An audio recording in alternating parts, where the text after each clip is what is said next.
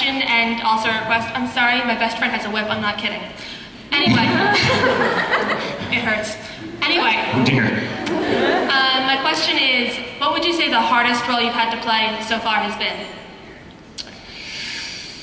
I think that's a good question. I don't know, because, you know, my mindset as an actor that I tend to, every role kind of has its own specific challenges, and so sometimes, you know, there might be a specific day that's very difficult for a character that is otherwise very easy to do. The example that springs to mind immediately when people ask me that question is the very first role I did as Rikichi in Samurai 7, which was my first time out as an actor, a rather substantial role in a great show based on a film that I absolutely adore, so no pressure on me or anything, but that character had been very soft-spoken and even a little cowardly up until I think about episode 8 or so, when he has this just utter emotional breakdown and he screams and he cries, and it's a really heart-wrenching scene to watch in the Japanese, and I hope also in the English.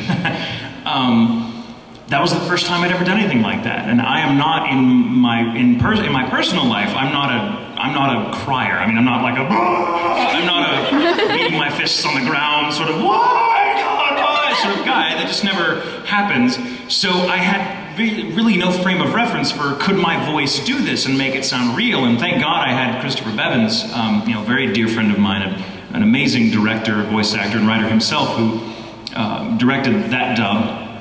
Incidentally, who actually got me into the industry in the first place, was directing me and got me there. And that particular scene where he broke down took us about 2 hours to do. And at the end of that 2 hours, I was genuinely in tears and, you know, drinking lots of water and everything. But it was good. And I, you know, not to sound egotistical, but going back and watching your stuff as an actor is often very hard. But that particular scene I've always been extremely proud of, because it sounds incredibly genuine to me, and it gives me chills when I watch it. It's one of the few things I watch of stuff that I've done and I forget that it's me. Just that particular scene, because it's such a transcendently heartbreaking moment where you're like, wow, this character, and your feelings for this character changes dramatically in that moment. And so that's probably the hardest thing I've ever had to do. And that was my first. So everything after that is cream cheese.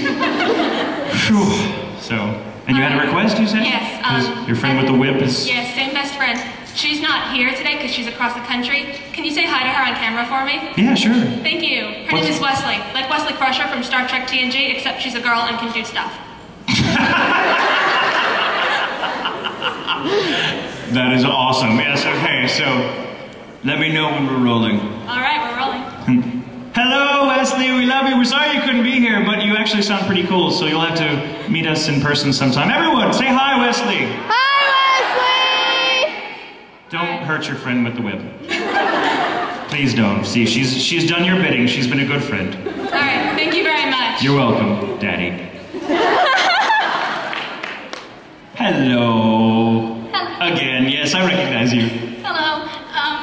I have 2 questions. Okay. My first question is on Holly K. If they decide to dub it, would you be willing to do Domeki again? Oh, in a heartbeat, are you kidding? Absolutely. Domeki is one of my all-time favorite characters, and Holic is one of my all-time favorite shows. I have been chomping at the bit to get to reprise that role, but who knows if it'll ever happen, you know, we just have to kind of wait and see, but oh, God, yes. If I'm 90 years old, and they come to me, hey, remember the show you did back in, you know, 2006? And I'll be like, yes, let's do it again. And yeah, I would, absolutely. Holic is a beautiful, beautiful show. For those of you that don't know the show, because it's kind of rather small but very devoted following, please check it out. It's called Holic. Well, it's XXX Holic. It's like XXX Holic. No, it's not porn.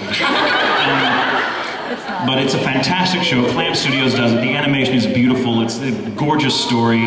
It's the first time Todd Haberkorn and I had the chance to play opposite each other, which we have done a lot of since.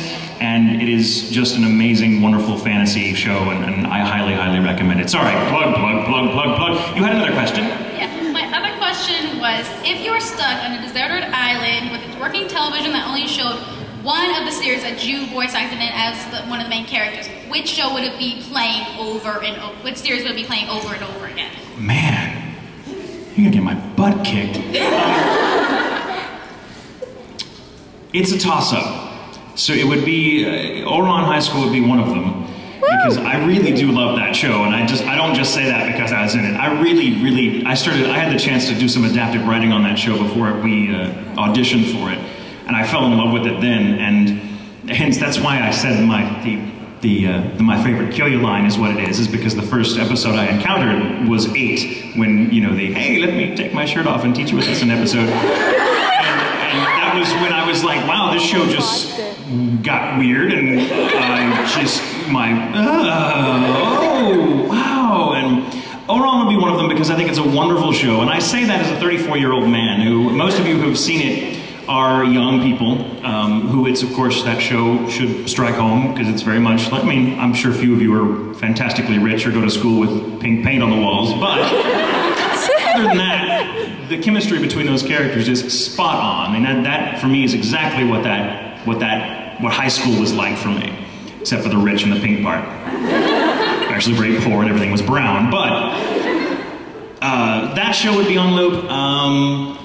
Holic would be another one, because I love that show, and another one would be, oh god, well, it had to be 2 of them. Okay, so there's 4. Okay, so we've got Otakon, we've got Holic, Bakano, because I never get sick of hearing myself go, "What's that, Miriam, my dear?" That would make those long desert afternoons so much more pleasurable. And One Piece, because I could watch that entire show on loop in like 8-year cycles. Time would fly by. So, and it's an island, so of course I'm going to be watching One Piece on an island. My God. So, Steve! Sorry, I just had to embarrass you. It's a long story. So, Daddy. You're welcome. Hello. Hello. First off, I am a huge Italia fan. Oh, yay! Currently, Switzerland is at the top, but right now France and Austria are fighting for 2nd place. Can you say a France line that'll probably put France as my number 2? Well, yeah, it's France. What are you gonna do? Ooh, I mean, they're not ever gonna let me in the country again anyway. Not after that performance.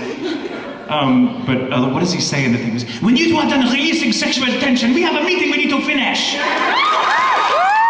or the, it's a cloak. No.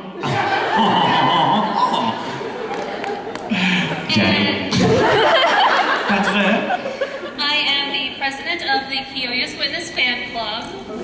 Our motto is Tamaki may be king, but Kyoya is God.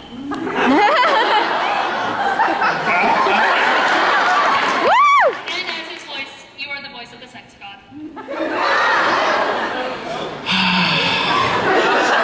I love my job. I really do. Oh, yes, thank you. There are 4 pictures of Kyoya on this wonderfully printed flyer, and in 2 of them, he is shirtless. There's nothing wrong with that. If I leave that under my pillow, will the Oron fairy come and leave me money? Is that how it works?